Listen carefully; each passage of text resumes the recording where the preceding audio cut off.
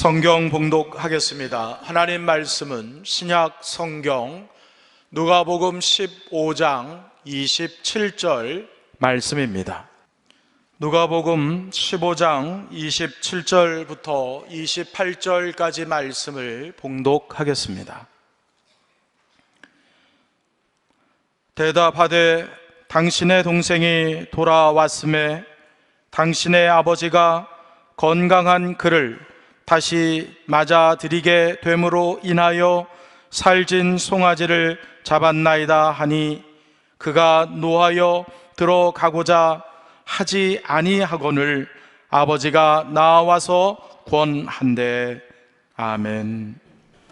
용서와 치유의 큰 은혜, 이 제목으로 이민재 담임 목사님께서 말씀 증거해 주시겠습니다.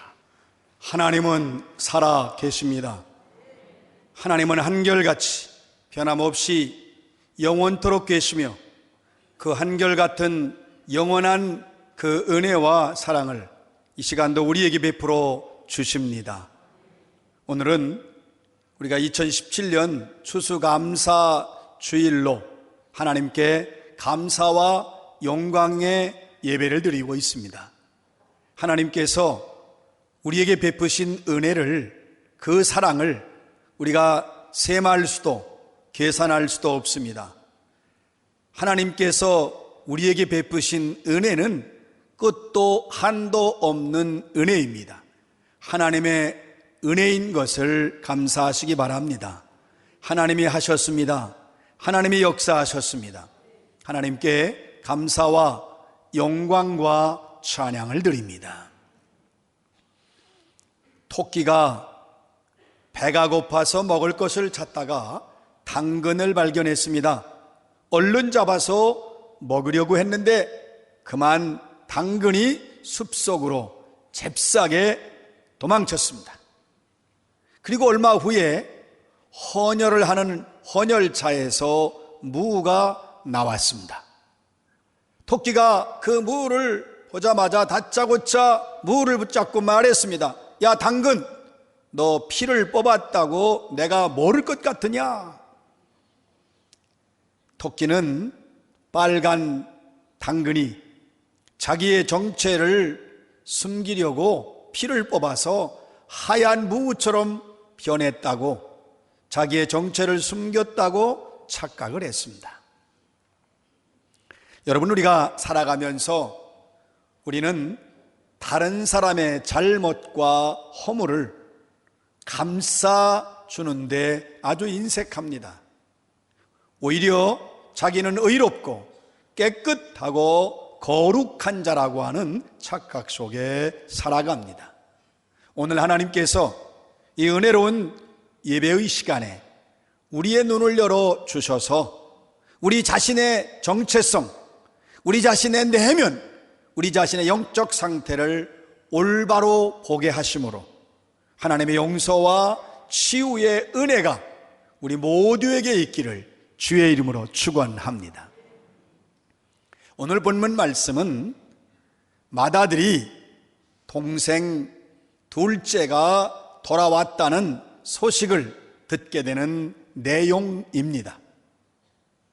이 둘째는 자기 형이 밭일만 하면서 촌구석에서 비천하게 일하는 형이라고 비웃었던 동생입니다. 이 형은 미래에 대한 꿈도 없고 또한 포부도 없고 계획도 없고, 그리고 먼 나라에 가서 멋있게 돈 벌고 투자해서 크게 성공하는 데 있어서 기술과 능력이 없는 형이라고 비웃으며 당당하게 떠났던 그 동생, 바로 그 동생이 지금 집으로 돌아왔습니다.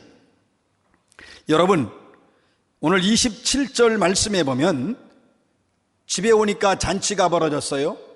맏아들이 종에게 물었어요. 무슨 일이냐? 그랬더니 27절에 종이 맏아들에게 이렇게 말합니다.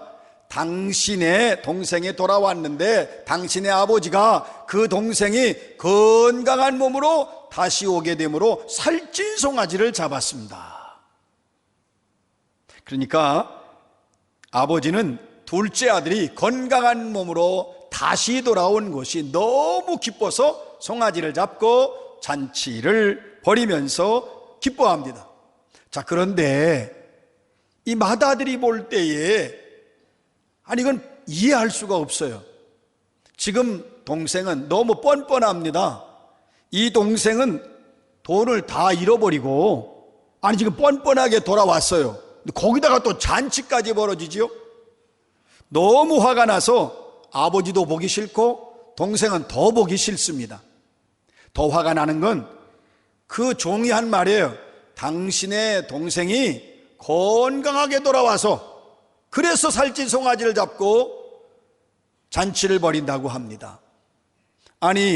그렇게 형을 비웃고 무시하고 조롱하면서 촌구석에서 평생 썩고 살 거냐, 그러다 죽을 거냐, 그렇게 말하고 동생이 갔다가 이 동생이 그렇게 건강한 모습으로 왔다? 그러면 병이라도 들고 어디 몸이 상해가지고 오면 형의 입장에서 안 됐다, 불쌍하다, 측은히 여기는 마음이라도 가질 수 있지만 이게 허랑방탕 돈을 다 쓰고 다 탕진하고 오는 놈이 아주 건강하게 몸이 온다고 하니까 더 화가 나서 정말 형의 입장에서 보면 마음이 가라앉질 않아요. 화가 나서. 형이 보면 이 동생은 결코 돌아오면 안 됩니다. 이 동생이 자기를 그렇게 무시하고 형을 멸시하고 떠났으면 그 나라에 가서 성공하고 돌아오든지 아니면 그렇게 다 잃고 모든 걸 탕진했으면 차라리 거기서 죽든지 그래야지 어떻게 이렇게 뻔뻔하게 사람의 얼굴을 하고 돌아온단 말입니까? 동생은 더 이상 형이 볼 때에 뻔뻔하고도 정말 파렴치한 인간일 수밖에 없습니다. 다시 돌아온 것도 기분 나빠요. 근데 건강한 몸으로 돌아온 것은 더 기분 나빠요. 자기는 건강을 돌볼 적이 없어요. 밭에 가서 일하고 땀 흘리고 수고하느라고 건강을 자기가 챙긴 적도 없고 열심히 일만 했어요. 그러니까 사실은 큰아들은 훌륭한 삶을 살았죠. 그리고 이 큰아들은 이 둘째 아들과 완전히 비교되는 삶을 살았어요. 여러분, 이 둘째는 집을 떠났잖아요. 맏아들은 떠난 적이 없어요. 둘째는 유산을 달라고 그랬어요. 맏아들은 유산 달라고 한 적이 없어요. 이 둘째는 그 유산 다 가져가서 다 허랑방탕 쓰고 술과 여자로 다 날렸어요. 이 형은 재산을 받은 적도 없고 또 아버지 재산을 술과 여자로 날린 적도 없습니다. 둘째는 계속 아버지하고 정반대되는 일을 가고 아버지 속을 그렇게 썩였지만 맏아들은 아버지가 하라는 대로 아버지 명령을 따르고 아버지 속을 썩여드린 일이 없습니다. 얼마나 큰아들이 훌륭합니까? 얼마나 자기 직분에 충실하고 얼마나 모범적인 아들입니까? 그러니까 이 형은 동생이 자기 집에 다시 돌아온 것을 아주 싫어했어요. 이 동생은 기본적인 소양, 인격, 양심 아무것도 없는 그런 인간이라고 여겼습니다. 형에게 간절한 소원이 있는데 저 돌아온 동생이 자기가 형이라고, 내가 저 사람의 동생이라는 말 제발 좀 안 했으면 좋겠어요. 그리고 차라리 다시 돌아가서 그 먼 나라에 가서 살다가 병들어 죽든지 굶어 죽든지 차라리 죽었으면 하는 그러한 마음입니다. 사실 동생은 불의하게 살았어요. 그 불의하게 산 동생하고 의절해야지 어떻게 그런 인간하고 한 집에서 같이 산단 말입니까? 이 형은 집안에서도 인정을 받았어요. 그 온 동네가 다 알아요. 성실한 사람, 착한 사람, 깨끗한 사람, 열심히 일하는 사람, 정말 누가 다 봐도 인정할 만한 그런 형이에요. 그러니까 형의 입장에서 보면 이 동생의 행동과 행실 돌아온 걸 보면 형이 볼 때에는 이건 정말 더럽고 추악하고 역겨워서 못 보겠습니다. 오늘 28절 말씀에 보면 이제 형이 이렇게 합니다. 그가 놓아여 들어가고자 아니하거늘 아버지가 권한대. 아버지가 직접 나왔어요. 안 들어오니까. 그래서 이 맏아들 보고 들어가서 같이 잔치에서 즐기자고 합니다. 자, 그런데 이 큰아들은 둘째 아들을 보고 싶지 않아요. 이 추악하고 더럽고 인간도 아닌 이 쓰레기, 이 말종하고 내가 같이 음식을 먹는다, 같이 잔치한다. 먹는 것도 싫지만 어떻게 이런 아들을 위해서 아버지가 잔치를 벌인가, 도저히 받아들일 수 없고 불쾌하니까 화를 냈습니다. 바로 이때에 의로우신 하나님이 개입하십니다. 여러분, 여호와 하나님만이 의로우신 분입니다. 그 누구도 의롭지 못합니다. 하나님 한 분만 의로우십니다. 보십시오. 여러분, 하나님 아버지가 볼 때에 둘째 아들은 자기의 죄를 고백하는 자, 하나님 보실 때는 이제는 의인이에요. 집 나갔을 때 가서 허랑방탕할 때는 죄인이었지만 자기가 돌아와서 자기의 죄를 고백했을 때에 하나님 아버지가 보실 때는 바로 그 둘째가 의인입니다. 그래서 기뻐서 잔치하고 송아지 잡고 즐거워해요. 둘째는 자기가 더럽고 추악한 자인 걸 인정하고 고백하고 알았어요. 문제는 큰아들이에요. 이 맏아들은 자기 자신이 아직도 나는 의롭다, 나는 깨끗하다, 자기는 성실하다고 말합니다. 여러분, 하나님 아버지가 의로운 것은 이 땅에 죄 많은 인간들을 위해서 예수 그리스도를 보내셨고 그 수많은 모든 죄인들을 예수 그리스도께서 오셔서 회개시키시고 그리고 돌이키게 하시고 치유하시고 회복시키시는 하나님의 의로움은 치유의 의로움, 사랑의 의로움, 구원의 의로움입니다. 여러분, 오늘 이 하나님 아버지는 둘째 아들이 돌아와서 자기가 죄인이라고 고백했을 때에 의인으로 만들어 주시고 다시 회복시켜 주시고 다시 새롭게 해주시는 하나님 아버지이십니다. 근데 문제는 지금 큰아들이에요. 자기 모든 행실에서 언제나 의롭고 성실하고 깨끗했어요. 그러니까 아버지가 볼 때에는 이건 나와 함께 있었지 내 맏아들일 뿐이지 자기 의로움에 취해 있어요. 그 아버지가 볼 때에는 이 맏아들이 오히려 둘째보다 더 끔찍한 죄인인 것을 아버지가 알아요. 고쳐주고 싶었습니다. 여러분, 둘째 아들이 집으로 돌아온 것은요, 물론 둘째 아들이 돌아와서 고백하고 그리고 이제 하나님의 치유를 받고 아버지가 그를 새롭게 해주시는데 여긴 중요한 하나님의 계획이 있어요. 둘째 아들이 돌아온 것은 사실은 큰아들을 위해서 의미가 있는 일이었습니다.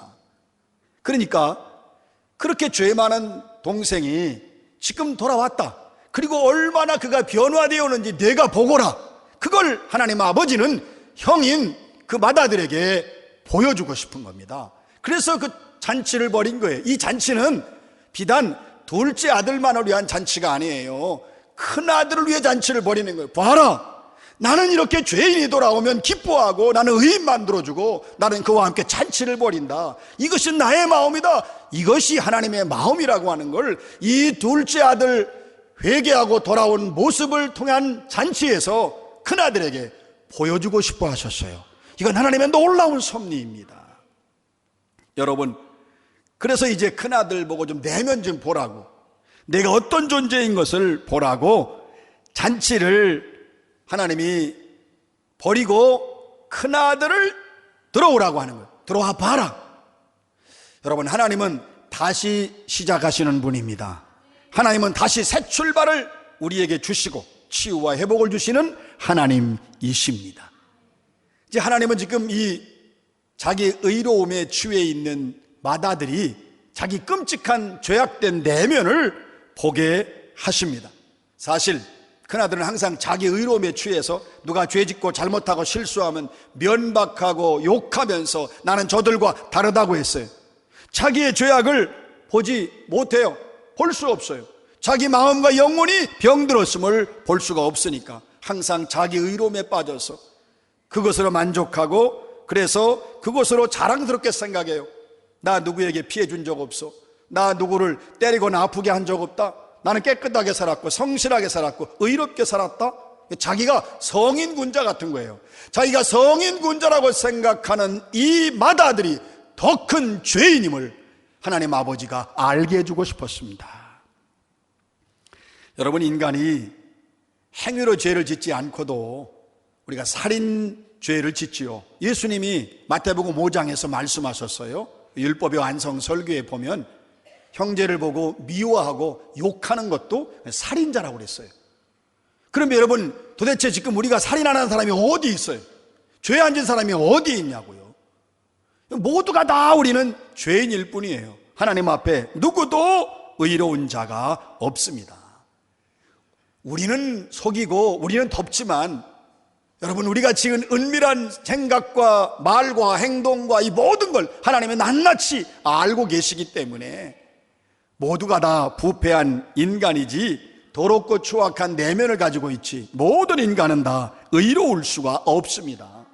여자를 보고 음욕을 품는 자마다 간음했다고 그랬어요. 그러면 여러분, 사람이 음욕을 품었는지 안 품었는지 누가 알아요? 그건 하나님만 아시지요. 죄예요. 그런데 우리 주님이 예수님보다 더 사랑하는 것, 세상을 더 사랑하고 세상에 빠져 있고 예수님보다 세상을 더 귀하게 여기고 돈과 자식과 세상을 더 사랑하는 것이 얼마나 큰 영적인 간음죄라고 하는 걸 우린 모르잖아요. 여러분, 누구나 죄인입니다. 모두가 죄인입니다. 아무도 하나님 앞에 의로운 자는 없습니다. 그런데 문제는 이 큰아들이 자기 내면을 못 보니까, 자기가 죄인인 걸 모르니까, 자기의 그 악함을 모르니까 둘째 아들보다 이 큰아들은 더 큰 죄인이고 더 악한 죄인입니다. 여러분, 우리가 신앙생활을 하고 하나님 앞에 가면 갈수록 날마다 하나님께 가까이 가고 하나님을 사랑하면 사랑할수록 나 자신이 죄인인 걸 깨닫습니다. 내가 죄인이라고 고백합니다. 제가 우리 성도들과 함께 말씀을 나눌 때 아주 강조한 말씀이 있어요. 여러분, 바울 사도가 내가 죄인 중에 괴수라고 고백한 것은 바울 사도의 말년이었습니다. 신앙이 깊고 하나님을 더 사랑하고 하나님께 가까이 나아가면 나갈수록 그 사람은 자신이 하나님 앞에 죄인이라고 고백합니다. 그런데 큰아들은 나 열심히 섬겼다, 나 충성했다, 나 헌신했다. 그러니까 자기의 그 헌신과 수고와 애씀 때문에 의로운 것으로, 깨끗한 것으로 자기는 죄가 없다고 착각하며 살았습니다. 그런데 둘째는 보세요. 이거 완전 인간답지 않은 말종같이 여겼는데 그곳에 가서 하나님을 만나고 회개하고 고백하고 돌아와서 자기가 죄인임을, 자기가 추악한 자임을, 자기가 더러운 자임을 고백했을 때에 그는 하나님으로부터 사랑을 받고 치유를 받고 회복의 은혜를 힘입습니다. 고백하잖아요. 난 죄인입니다. 하늘과 아버지께 죄를 지었다고 고백합니다. 그러니까 하나님께서 치유해 주시고 그를 구원하십니다. 여러분, 떠날 때는 죄인이었어요.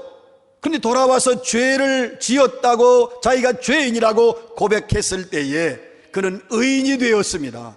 그래서 아버지가 기뻐서 송아지를 잡고 잔치를 벌입니다. 이 큰아들은 자신을 보지 못해요. 자기가 얼마나 큰 죄인인지, 자기가 얼마나 큰 악한 자인지 자기 자신을 보지 못하면서 나는 깨끗하고 나는 정결하고 나는 거룩한 자라고 생각을 합니다. 그래서 하나님 아버지는 이 맏아들을 치유하셔야 돼요. 손을 잡았어요. 들어가자, 잔치에 들어가자. 계속 들어가자는 것은 뭐냐? 이것이 나의 마음이다. 하나님 아버지의 마음을 보여주시는 거예요.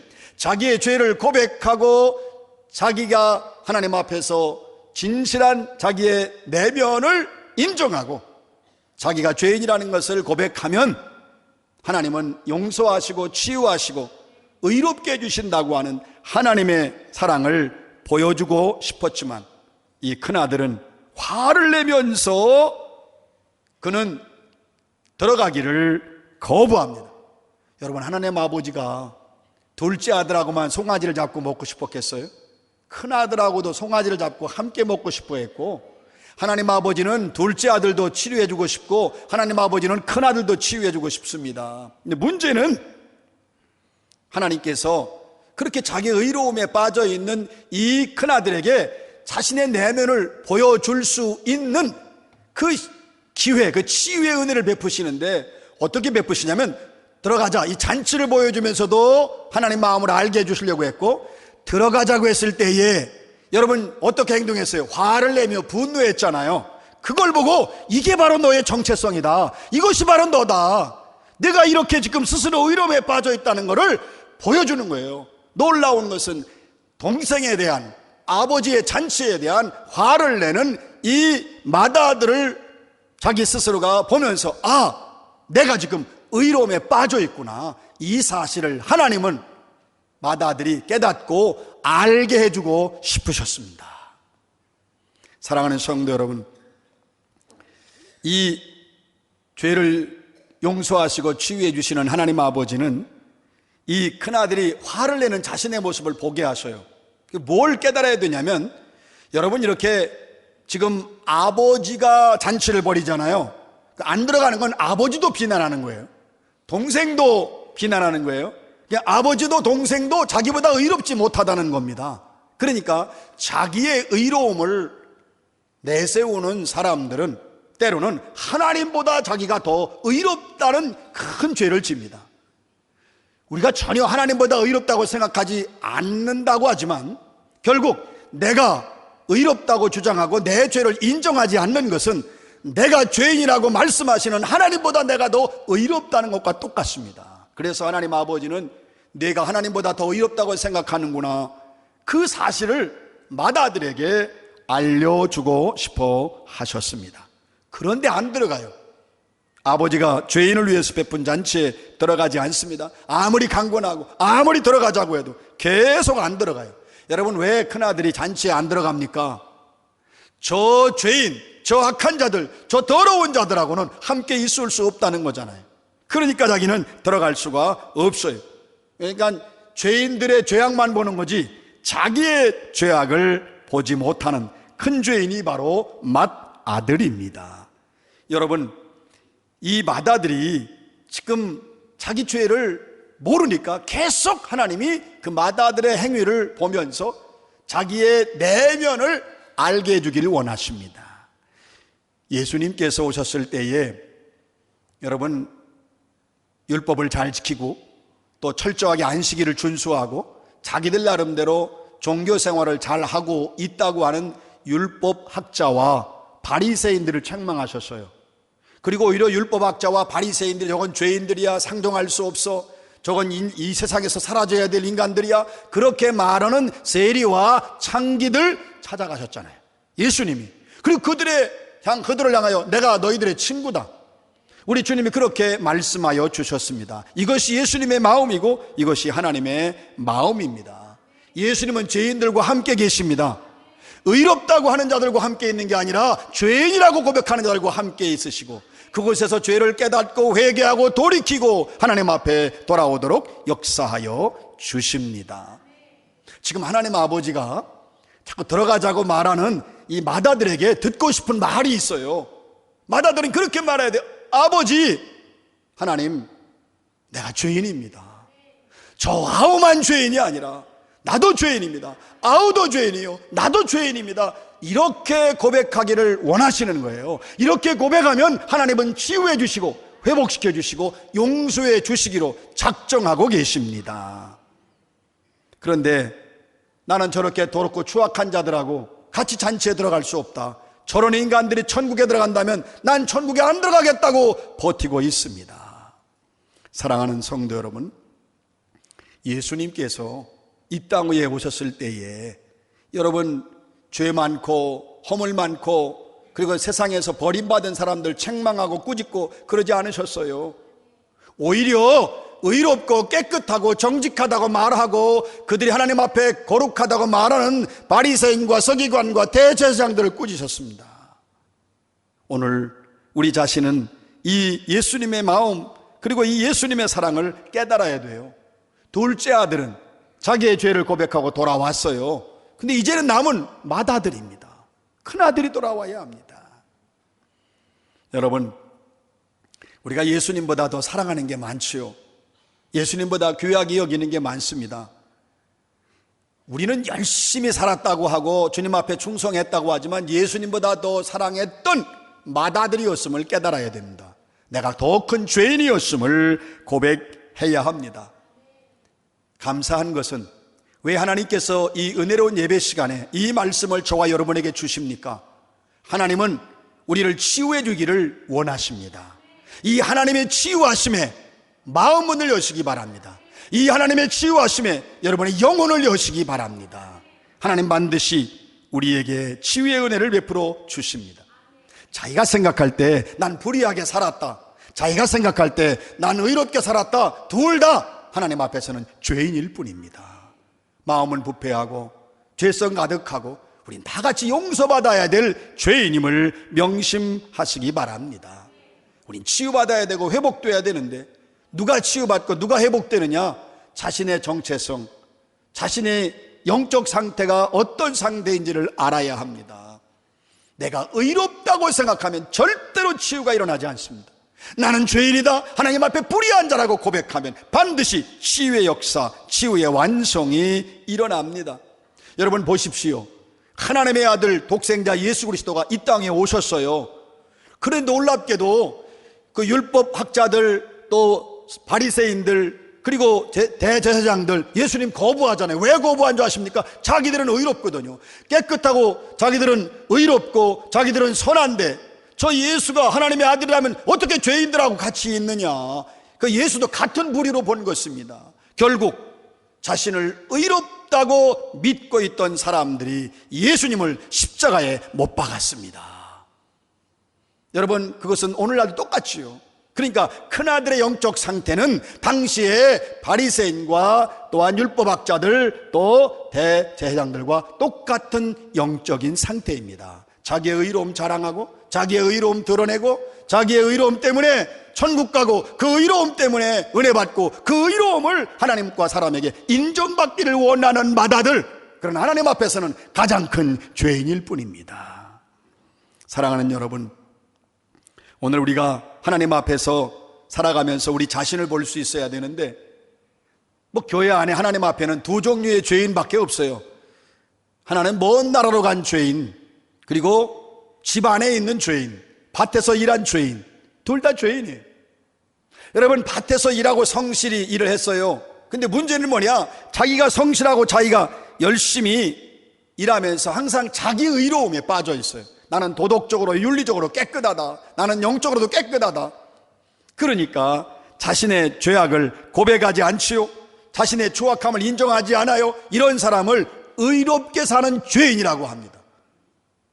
오늘날 많은 교회 안에 의롭게 사는 죄인들이 있어요. 그게 바로 나예요.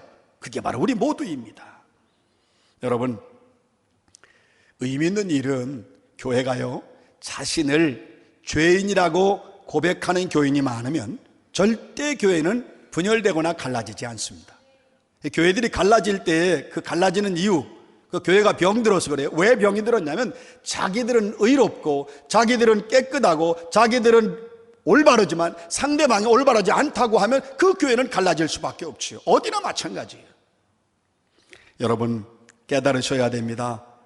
사실 이 큰아들이 나는 부족한 자다, 나도 죄인이다, 아버지 앞에 있었지만 사실 나는 아버지와 함께 사랑과 교제를 나누지도 못하고 나는 아버지를 내 삶의 중심에 모시지 못하고 나는 정말 나를 의롭게 생각했던 내가 죄인이었다고 고백한다면 이 둘째 아들에게 희망이 있습니다. 똑같은 죄인입니다. 사랑하는 성도 여러분 보십시오. 이 둘째 아들은 자기가 죄인이라 고백하고 돌아오니까 그 기쁨 잔치에 참여하잖아요. 그런데 이 큰아들은 결국 자기의 의로움 때문에 천국 잔치에 들어가지 못합니다. 여러분, 우리는요 모일 때마다 교회 안에서도 내가 죄인이라고 고백할 수 있기를 축원합니다. 그러면 건강한 교회가 됩니다. 주님이 기뻐하시고 주님이 칭찬하시는 교회예요. 근데 반대로 내가 의롭다, 내가 깨끗하다, 저 사람 죄인이다 지적하고 욕하고 책망하면 주님이 가장 싫어하는 교회, 그 교회는 상처와 아픔이 계속될 수밖에 없지 않겠습니까? 그래서 내가 죄인이고 내가 잘못했고 내가 불의한 자라고 고백하면 주님이 칭찬하시고 주님의 치유와 주님의 은혜와 주님의 역사가 일어나게 되어 있습니다. 여러분, 그래서 건강한 교회가 되려면 누구나 다 같이 나는 죄인입니다, 아버지 앞에 불의한 자입니다. 난 하나님 앞에 설 수 없는 죄인입니다. 그렇게 고백하면서 교회 안에 실수하고 잘못하고 부족한 사람 감싸고 도와주고 기다리고 품어주고 그들을 사랑으로 우리가 덮어주면 우리 교회는 영혼을 치유하는 교회가 됩니다.